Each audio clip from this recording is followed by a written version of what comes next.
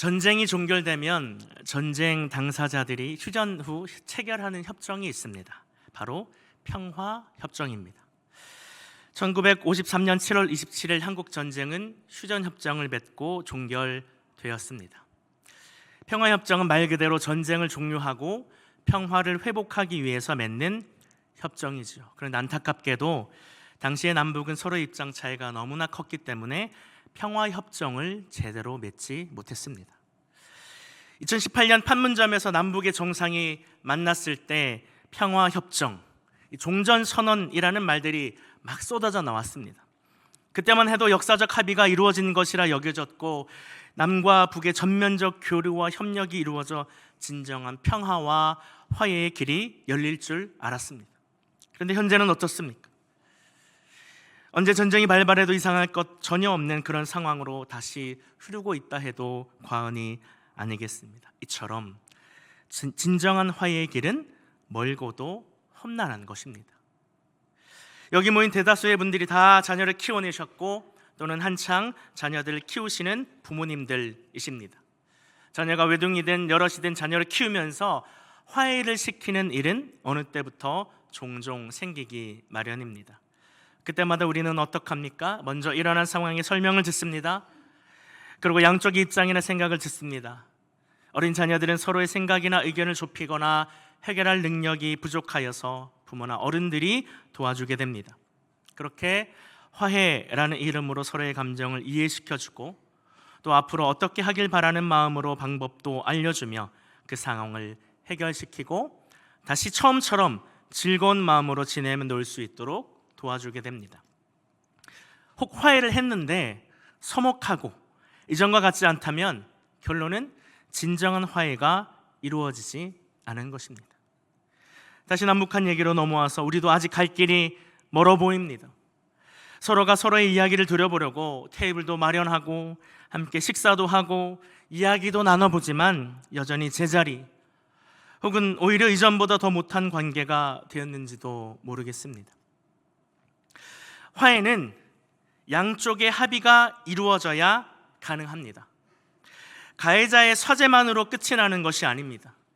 또 피해자가 사죄를 받아들일 수 있을 때까지의 시간도 필요하며 가해자의 진심 어린 사죄는 물론이거니와 결국 피해자가 그 사죄를 용납함으로 용서할 때에 진정한 화해가 이루어질 수 있습니다.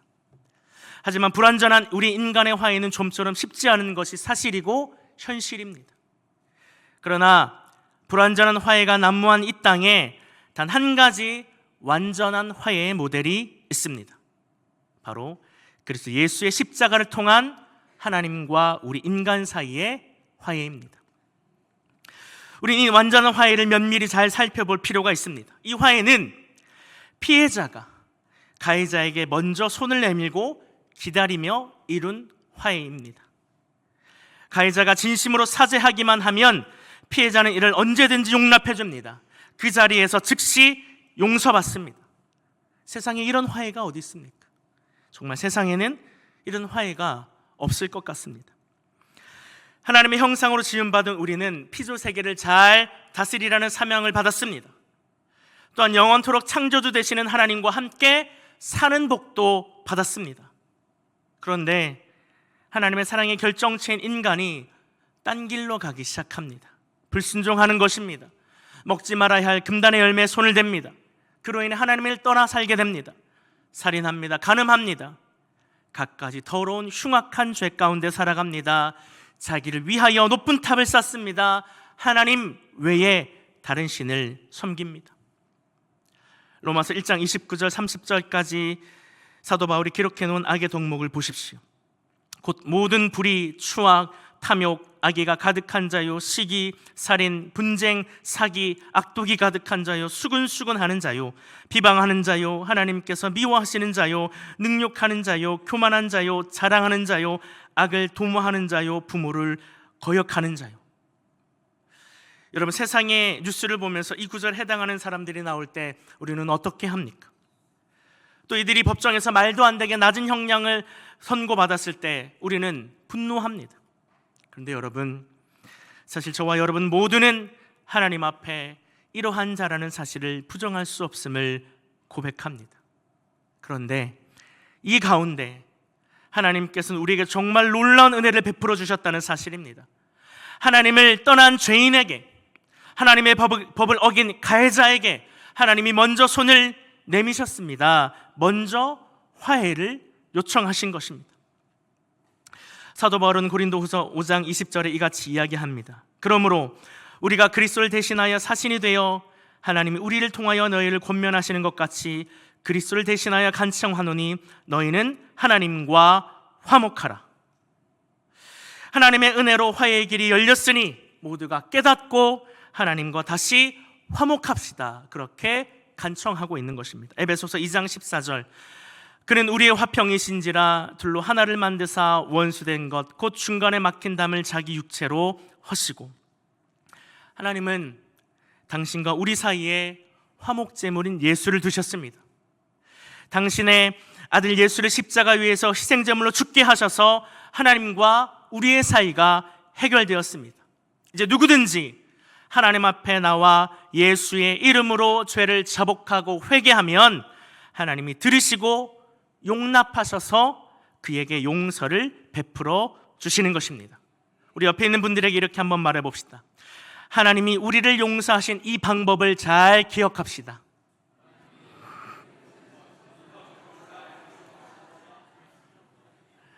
오늘 함께 읽은 본문 바로 직전의 상황입니다. 예수님께서 제자들에게 다른 사람의 잘못을 보았을 때 어떻게 해야 하는지를 가르치고 계시는 상황이었습니다. 과감하게 잘못을 이야기해 줄 줄 알아야 한다. 혼자가 안 되면 한두 사람 더 같이 권면할 사람을 찾아서 잘못을 뉘우치고 행동을 고칠 수 있도록 도와줘야 한다. 등등등 제자들에게 가르침을 주고 계셨습니다. 이러한 중에 베드로가 한 가지 궁금한 것이 생겨서 예수님께 이렇게 질문합니다. 마태복음 18장 21절 말씀입니다. 그때 베드로가 나와 이르되 주여 형제가 내게 죄를 범하면 몇 번이나 용서하여 주리이까? 7번까지 하오리이까? 당시 유대인들은 같은 잘못을 3번까지는 용서해 줄 수 있다라고 가르쳤습니다. 그 당시에도 지금처럼 삼진아웃 제도가 있었던 것 같습니다. 베드로는 질문을 함과 동시에 랍비들의 용서의 허용 범위보다 더 높여서 7번까지 용서하면 어떤지 예수님의 생각을 물었습니다. 본문 22절 예수님의 대답입니다. 예수께서 이르시되 내게 이르노니 7번뿐 아니라 7번을 70번까지라도 할지니라. 한 번의 용서도 쉽지 않은데 베드로가 용서의 한계치를 7번으로 설정한 것은 실로 대단하다고 생각이 듭니다. 여러분, 용서하기가 쉽지 않습니다. 어렵지 않습니까? 예수님 이 말씀 여러분에게 어떻게 들리십니까? 예수님께서 7번뿐 아니라 7번을 70번까지라도 용서하라고 하신 이 말씀이 산술적으로 7 곱하기 70, 490번만 용서하라고 하시는 것이 아니라 매번 형제를 용서해 주어야 한다는 말씀이시긴 한데 예수님이 이 말씀을 역설적인 말씀으로 이해해 볼 필요가 있습니다. 베드로야, 7번씩 가능하겠니? 아니 7번을 70번씩 그것도 가능하겠니? 그런데 사실은 말이지 한 번의 용서도 어려운 거야 라고 말씀하고 계시는 겁니다. 지금 잠시 나의 삶을 한번 생각해 봅시다. 최근에 화해한 경험이 있으십니까? 화해가 쉽지 않은 이유는 용서가 안 되는 경우가 대부분입니다.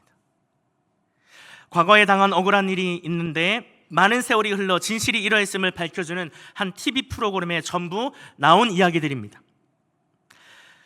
수련회에 갔던 유치원 딸 아이가 화재로 목숨을 잃었습니다. 고등학교 입시시험을 보러 갔다가 실종됐던 아들이 얼굴에 체류탄이 박힌 채 바다에 떠올라 시신으로 발견됩니다. 수학여행 갔던 아이들이 대부분이 자초되는 배 안에 갇혀서 목숨을 잃었습니다. 나라의 부름을 받고 군대에 갔다가 싸늘한 죽음으로 돌아왔습니다. 군대에서의 죽음은 뭐 죽음이라고 영문을 알 수가 없습니다. 또 영문도 모른 채 끌려가 두드려 맞으며 정신병원에 갇혀 강제 노역을 당합니다.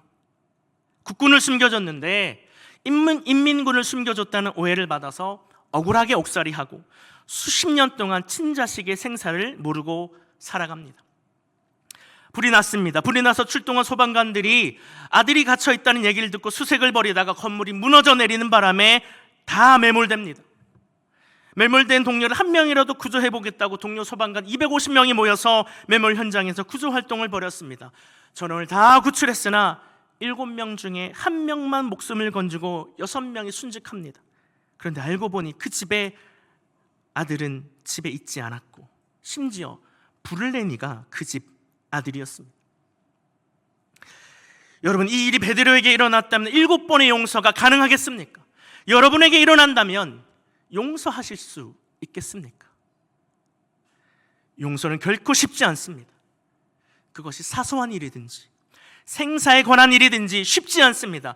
가능하다는 생각조차 들지 않습니다. 저도 제 일이라고 생각하고 베드로의 말처럼 7번 용서한다면 제 자식들이, 제 부모가, 저희 형제 또는 아내가 죽었는데 과연 나는 7번까지 용서할 수 있을까? 예수님은 세상의 악과 부조리와 어그러짐을 모두 알고 계셨습니다. 그러니 용서가 쉽지 않다는 것을 말씀하시는 겁니다. 그런데 용서가 안 되면 진정한 화해도 이루어질 수 없게 되는 것이죠. 그런데 여러분, 우리는 이러한 주님의 말씀을 알고 있습니다. 마태복음 5장 44절, 나는 너희에게 이르노니 너희 원수를 사랑하며 너희를 박해하는 자를 위하여 기도하라. 마태복음 6장 14절, 너희가 사람의 잘못을 용서하면 너희 하늘 아버지께서도 너희 잘못을 용서하시려니와. 마가복음 11장 25절, 서서 기도할 때에 아무에게나 혐의가 있거든 용서하라. 그리하여야 하늘에 계신 너희 아버지께서도 너희 허물을 사하여 주시리라 하시니라. 누가복음 6장 37절, 비판하지 말라. 그리하면 너희가 비판을 받지 않을 것이요, 정죄하지 말라. 그리하면 너희가 정죄를 받지 않을 것이요, 용서하라. 그리하면 너희가 용서를 받을 것이요. 미치고 팔짝 뛰겠습니다. 이런 억울한 일과 슬픔을 당했는데도 여러분, 용서해야 합니까? 답은 용서해야 합니다. 예수님은 용서가 어려운 것을 알고 계셨습니다. 그러니 덮어놓고 무조건 용서해라가 아닙니다. 용서가 어렵지만 용서의 길을 가야 한다라고 말씀하시는 것입니다. 하루에도 7번씩 70번씩이나 흔들리는 마음을 다잡으라는 말씀입니다. 용서의 길은 용서를 하려고 방향을 잡는 것입니다. 하지만 여러분, 그 길에 들어섰다고 해서 금세 용서할 수 있게 되는 것은 아닙니다. 한 달, 2달, 수개월 혹은 수년이 지나도 내 마음에서 용서는 되지 않을 수 있습니다. 하지만 용서의 길에 들어선 사람을 하나님께서는 두고 보시지만 않으시고 그를 따뜻하게 위로해 주십니다. 억울하고 답답하고 슬픔 많은 나를 위로하시며 세상은 몰라도 나는 알고 있다, 그러니 평안하라, 그렇게 위로해 주십니다. 여러분, 이 길이 아니고서는 용서할 방법이 없습니다. 용서의 길에서 만난 하나님으로 인해 주신 용기와 힘을 가지고 끝내는 용서할 수 있는 것입니다. 성경의 요셉을 한번 생각해 봅시다. 형들에 의해서 애굽에 팔려간 요셉이 얼마나 힘들고 외로운 시간들 보내야 했는지 요셉의 이야기를 여러분들 다들 잘 아실 겁니다. 자신의 정체를 공개했을 때 놀란 형들을 보며 요셉이 이런 말을 합니다. 창세기 45장 5절입니다. 당신들이 나를 이곳에 팔았다고 해서 근심하지 마소서, 한탄하지 마소서. 하나님이 생명을 구원하시려고 나를 당신들보다 먼저 보내셨나이다.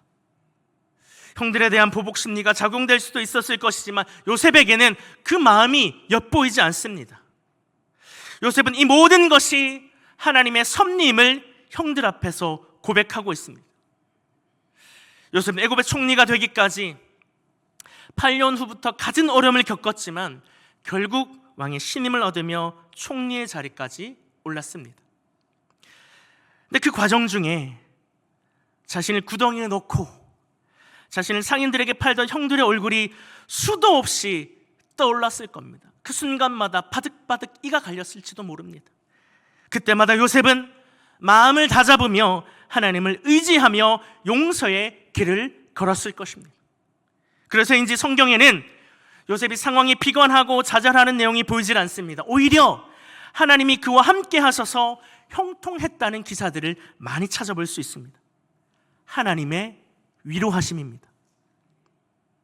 때때로 위로하시고 힘주시는 하나님을 의지했던 요셉은 어느새 형들을 용서할 수 있는 마음 상태까지 준비되었던 것입니다. 근데 여러분, 요셉이 형들에게 자신의 정체를 고백하고 본물 터지듯 그러한 눈물을 억제하지 못하고 방성대곡했던 때가 여러분 언제였는지 아십니까? 처음에 형님들을 만났을 때 바로 그 순간이 아니었습니다. 요셉이 마음으로는 형들을 용서할 준비가 다 되었는데 실제로 형들을 용서하기까지 시간이 조금 걸렸습니다. 형들을 이리저리 괴롭히며 형들이 진짜 죄를 뉘우쳤는지 반성하고 있는지 여러분 테스트도 하고 그 후에 자신의 정체를 공개하고 형제 상봉이 이루어집니다. 자기를 팔자고 적극적으로 나섰던 유다 형이 이제는 동생 베냐민을 위해서 자신의 생명을 담보 잡으라는 그 모습을 보고 요셉이 그때의 마음이 완전히 녹아내립니다. 창세기 44장 32절 33절입니다. 주의 종이 내 아버지에게 아이를 담보하기를 내가 이를 아버지께로 데리고 돌아오지 아니하면 영영이 아버지께 죄짐을 지리이다 하였사오니 이제 주의 종으로 그 아이를 대신하여 머물러 있어 내 주의 종이 되게 하시고 그 아이는 그의 형제들과 함께 올려 보내소서. 유다는 몰랐을 겁니다. 이 말이 동생 요셉에게 어떻게 들렸는지 유다는 몰랐을 겁니다. 요셉에게 유다의 형의 이 말은 바로 가해자의 자기 반성, 사죄로 들렸던 겁니다. 눈물의 상봉식을 끝낸 이후 요셉은 자신을 애굽의 노예로 팔아넘긴 형들의 죄를 더 이상 추궁하거나 심판하지 않았습니다. 형들이 잘못을 뉘우친 모습을 그대로 용납하고 용서해 주었습니다. 화해가 이루어진 것입니다. 그런데 여러분, 요셉이 자기가 애굽에 팔려온 것이 하나님의 섭리라는 이 고백을 하기까지 몇 년이 걸렸는지도 우리가 볼 줄 알아야 합니다. 산수가 나오니 집중해 주시길 바랍니다. 야곱이 요셉을 낳을 때의 나이가 짐작컨대 60세 정도입니다. 그러니까 아버지 야곱과 아들 요셉의 나이 차가 대략 60세 정도 된다는 겁니다. 야곱이 애굽에서 요셉을 다시 만났을 때 나이가 130세였습니다. 130에서 60을 빼면 70입니다. 요셉이 형들에게 형님들 용서합니다 라고 했을 때 나이가 대략적으로 70세였다는 겁니다. 요셉이 형들에 의해 애굽에 팔려간 때를 17세 정도로 가정하면 요셉이 아버지와 형들과 헤어져 지낸 세월이 자그마치 약 53년이라는 세월입니다. 여러분, 요셉이 17세 되던 해에 아버지와 떨어져 살게 되었는데 아버지 야곱이 애굽에 와서 17년을 살다가 죽었습니다. 꼭 그를 낳아서 길렀던 시간만큼 함께 살다 죽었습니다. 53년의 시간 동안 요셉은 용서를 연습했을 겁니다. 처음에는 당치도 않았을 겁니다. 하루에도 7번을 70번씩이나 그의 마음은 흔들렸을 겁니다. 미움과 증오로 가득 찼을 겁니다. 그러다 조금씩 하나님의 섭리를 깨달아가기 시작했을 겁니다. 자신을 통해서 많은 생명을 살리시려는 하나님의 섭리를 깨닫습니다. 용서는 내 힘으로 결코 불가능한 일입니다. 그러하기에 이렇게 오랜 시간이 걸리기도 하는 것이 용서입니다. 요셉은 자기를 위로하시며 도우신 하나님으로 인해 용서를 해낼 수 있었습니다. 용서는 어떤 힘으로 하는 것이냐? 용서는 하나님이 주시는 힘으로 하는 것입니다. 용서는 하나님이 나를 용서해 주신 그 힘만으로만 하는 것입니다. 하나님이 나를 용서해 주신 그 힘으로 용서가 될 때 완전한 화해를 이룰 수 있는 것입니다. 여러분, 용서는 이 단계까지 가야 하는 것입니다. 사랑하는 남의 성도 여러분, 용서하는 것을 포기하지 마시길 바랍니다. 남편을, 아내를, 부모를, 자식을, 형제를, 나아가서 이웃을 하나님이 저와 여러분을 포기하지 않으셨듯이 여러분도 용서하는 것을 포기하시면 안 됩니다. 죽기 직전에라도 꼭 용서하시고 화해를 이루시는 저와 여러분 되시기를 주님의 이름으로 간절히 축복합니다. 교회에서는 어떻게 해야 할까요? 오늘 본문 마지막 절인 마태복음 18장 35절입니다. 너희가 각각 마음으로부터 형제를 용서하지 아니하면 나의 하늘 아버지께서도 너희에게 이와 같이 하시리라. 그리스도인에게 용서는 선택이 아니라 의무입니다. 골로새서 3장 13절 말씀에 사도 바울이 골로새 교인들에게 예수님의 이 가르침을 이렇게 적용시킵니다. 누가 누구에게 불만이 있거든 서로 용납하여 피차 용서하되 주께서 너희를 용서하신 것 같이 너희도 그리하라. 이 모든 것 위에 사랑을 더하라. 이는 온전하게 매는 띠니라. 아멘. 여러분, 이제 용서에 관한 방향이 설정되셨습니까? 용서에 관한 방향이 설정되셨습니까? 교회는 어떤 공동체입니까? 그리스도 예수의 십자가 구속의 은혜로 감격에 맞이하는 자들이 모여 은혜를 찬양하는 공동체이지 않습니까? 십자가 대속의 은혜를 가장 잘 아는 사람들이 모여있는 곳이 교회인데, 하나님이 우리의 인간을 어떻게 용서하셨는지, 어떻게 사랑하셨는지를 가장 잘 아는 저희들인데, 우리가 서로를 용납해주고 용서하는 것이 지극히 마땅한 줄 믿습니다. 그 위에 사랑의 양념을 솔솔솔 더하면 더할 나위 없이 하나님이 기뻐하시는 완벽한 공동체가 될 줄 믿습니다. 용서받았으니 용서하는 신자가 되시기를 주님의 이름으로 축복합니다. 세상에 많은 믿지 않은 자들 속에서 우리는 또한 개인으로 살아갑니다. 여러분, 직장인들이 가슴속에 무엇을 넣고 다니는 줄 아십니까? 사직서를 넣고 다닌다고 합니다. 까딱하면 사직서 던지고 직장을 그만두겠다는 심산입니다. 실제로 그랬다간 큰일 나죠. 심정이 그렇다는 겁니다. 이러한 사회 분위기를 보고 어느 광고에서는 가슴속에 홍삼을 넣고 다니라고 하던데요. 힘들 때 꺼내 먹고 힘을 내라는 겁니다. 그렇다면 우리는 가슴속 주머니에 무엇을 넣고 다녀야 하겠습니까? 날 위해 아무 죄 없이 피 흘려 돌아가신 예수님의 십자가, 그 십자가를 우리는 늘 가슴에 품고 살아야 하겠습니다. 어려울 때마다, 괴로울 때마다, 억울할 때마다 그곳에 십자가를 세우는 겁니다. 나를 위한 십자가를 생각하며 용서받은 인생이니 용서하는 신자로 살아가는 나면에 속한 모든 성도님들 되시기를 주님의 이름으로 축복합니다. 의리로 깨닫게 하신 화해, 그리스도의 사랑으로 용서하고 용납하는 귀하고 멋진 인생 살아가시는 저와 여러분들 되시기를 주님의 이름으로 간절히 축원합니다. 기도하겠습니다. 사랑의 하나님, 하나님을 떠난 죄인에게, 하나님의 법을 어긴 저희들에게 먼저 손을 내미시고 화해를 요청해 주셔서 감사합니다. 십자가 앞에 나와 사죄하면 용서해 주시고 용납해 주신 그 은혜를 힘입어 오늘 우리가 이 자리에 선 줄 믿습니다. 오늘 저희들 말씀을 듣고 이렇게 살아가기를 소망하고 결단합니다. 하나님이 먼저 열어주신 용서의 길을 우리도 걸어보려 합니다. 삶의 방향을 잡아봅니다.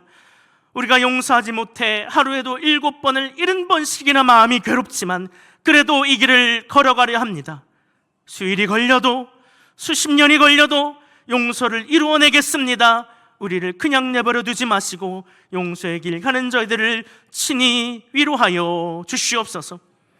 우리가 위로받으며 이 길 갈 때에 하나님의 섭리를 깨닫게 하시고 나를 용서해 주신 그 힘으로 반드시 용서하며 용납하며 삶 가운데 화해를 꼭 이루며 사는 저희들 다 되도록 은총을 베풀어 주시옵소서.